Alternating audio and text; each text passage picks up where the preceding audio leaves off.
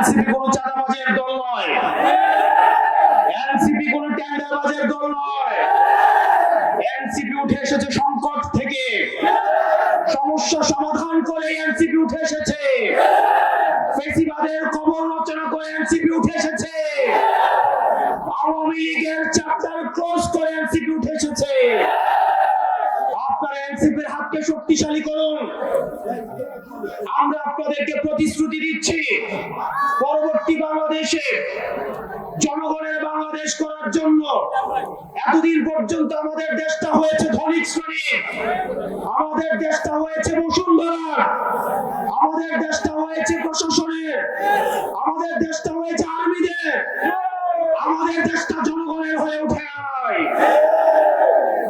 আমরা আপনাদেরকে প্রতিশ্রুতি দিচ্ছি, এনসিপির নেতৃত্বে ক্ষমতা জনতার হাতেই আমরা ফিরিয়ে দিব। প্রিয় সিলেটবাসী, আপনারা সবাই ঐক্যবদ্ধ থাকবেন। আমাদের সংকট শেষ হয়ে এখনো যায়নি, আমাদের সামনে লড়াই রয়েছে। ইতিমধ্যে আওয়ামী লীগের একটা পক্ষ, যারা আওয়ামী লীগ করেছে, আওয়ামী লীগের সুবিধা নিয়ে লেখক হয়েছে, আওয়ামী লীগের সুবিধা নিয়ে যারা অ্যাক্টিভিজম করেছে, আওয়ামী লীগের সুবিধা নিয়ে যারা মিডিয়া খুলেছে, তাদের প্রতি আমাদের সজাগ দৃষ্টি রাখতে হবে।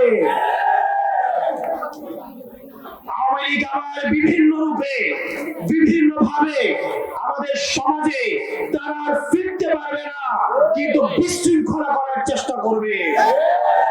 তাদেরকে আমাদের ঐক্যবদ্ধভাবে প্রতিরোধ করতে হবে। আপনারা সবাই ভালো থাকবেন।